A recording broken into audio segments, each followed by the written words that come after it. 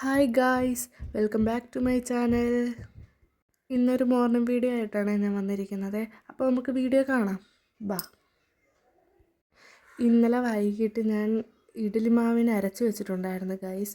അപ്പം ഇന്ന് രാവിലെ ഇഡ്ഡലിയും സാമ്പാറും ഉണ്ടാക്കാമെന്ന് ഓർത്ത് അങ്ങനെ ഇഡ്ഡലിക്ക് വേണ്ടി മാവ് ഇങ്ങനെ എടുത്ത് ഞാൻ ഒഴിച്ചുകൊണ്ടിരിക്കുകയാണ്.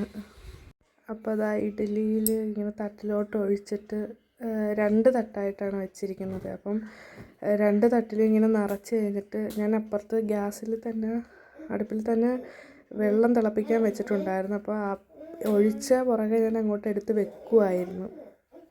അങ്ങനെ വെച്ച് ഫസ്റ്റ് ട്രിപ്പ് വെന്ത് കഴിഞ്ഞ് ഞാനിങ്ങനെ പാത്രത്തിലോട്ടാക്കി വെച്ച്. നെക്സ്റ്റ് നമുക്ക് സാമ്പാറിനുള്ള പ്രിപ്പറേഷനാണ്. സാമ്പാറിന് ആദ്യം തന്നെ കഷ്ണങ്ങളൊക്കെ അരിഞ്ഞ് വെള്ളമൊഴിച്ച് കഴുകി നന്നായിട്ട് വെച്ചിരിക്കുകയാണ്. അത് കഴിഞ്ഞിട്ട് കുക്കറിലോട്ട് ഈ അരിഞ്ഞ് വെച്ചിരിക്കുന്ന കഷ്ണങ്ങളെല്ലാം ഞാൻ അങ്ങോട്ട് ഇട്ടിട്ട് പരിപ്പും കൂടെ കഴുകി അതിലോട്ട് തന്നെ ഒന്നിച്ചങ്ങ് വേവിക്കാൻ വേണ്ടിയിട്ടിട്ട് ഞാൻ 2-3 ടൈപ്പിൽ ഈ സാമ്പാർ വെക്കും. അതിലൊരു ടൈപ്പാണ് ഇങ്ങനെ. ഇതാകുമ്പോൾ എനിക്ക് കുറച്ചുകൂടെ എളുപ്പമായിട്ട് തോന്നിയിട്ടുണ്ട്, അതുകൊണ്ടിട്ട് ഞാനിങ്ങനെ വെക്കുന്നത്. അങ്ങനെ വെച്ച് അതിലോട്ട് മഞ്ഞൾപ്പൊടി, ലേശം മുളക് പൊടി, ലേശം മല്ലിപ്പൊടി, ഈ ഉപ്പും ഇട്ട് മിക്സ് ചെയ്തിട്ട് കുക്കർ അങ്ങ് അടച്ച് വിസിലടിക്കും.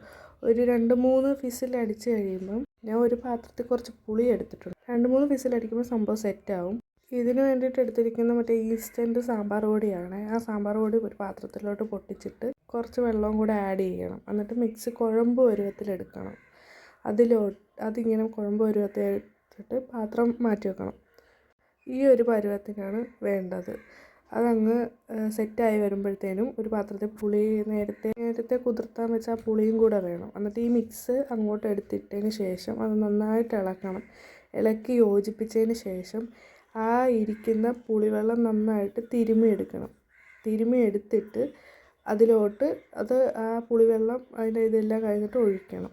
ഒഴിച്ച് കഴിഞ്ഞ് അതും കൂടെ ഇട്ട് മിക്സ് ചെയ്തതിന് ശേഷം ലേശം കായപ്പൊടി വേണം. കായപ്പൊടി അങ്ങിട്ട് അതും കൂടെ ഒരു സെറ്റായിട്ട് വരുമ്പം ഒരു പാൻ എടുത്ത് കുറച്ച് വെളിച്ചെണ്ണ ഒഴിച്ച് കടുകിട്ട് ഉലുവ ഇട്ട് കൊച്ചുള്ളി ഇട്ട് കറിവേപ്പില ഇട്ട് ഇതെല്ലാം കൂടെ ഒന്ന് ഇച്ചിരി ഇതായി വരുമ്പോഴത്തേനും ഇതിലോട്ട് താളിച്ചൊഴിച്ചതിന് ശേഷം ഇതെല്ലാം കൂടെ ഒന്ന് മിക്സ് ചെയ്യുമ്പോഴത്തേനും ടേസ്റ്റി സാമ്പാർ റെഡി. ഇതൊരു വളരെ സിമ്പിളുമാണ് എങ്കിൽ ടേസ്റ്റുമാണ്. നമുക്ക് സെർവ് ചെയ്ത്. അപ്പോൾ ഞാൻ 4 ഇഡ്ഡലിയും എടുത്ത് കുറച്ച് ആ സാമ്പാർ ചൂടോടെ അങ്ങ് ഒഴിച്ച് ആവി ഇറക്കുന്നുണ്ടില്ലേ, അങ്ങനെ അങ്ങ് ഒഴിച്ച് ഞാനപ്പം ഇച്ചിരി ഇതിലാണ് കുറുക പരുവത്തിലാണ് ഞാൻ സാമ്പാർ വെക്കുന്നത്.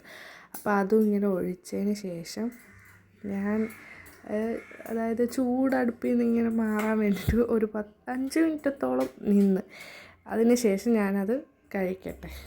അപ്പോൾ ഞാൻ കഴിച്ചിട്ട് വരാം. എൻ്റെ ചാനൽ ആദ്യമായിട്ട് കാണുവാണെങ്കിൽ ലൈക്ക് ചെയ്യാനും ഷെയർ ചെയ്യാനും സബ്സ്ക്രൈബ് ചെയ്യാനും മറക്കല്ലേ. Thanks for watching.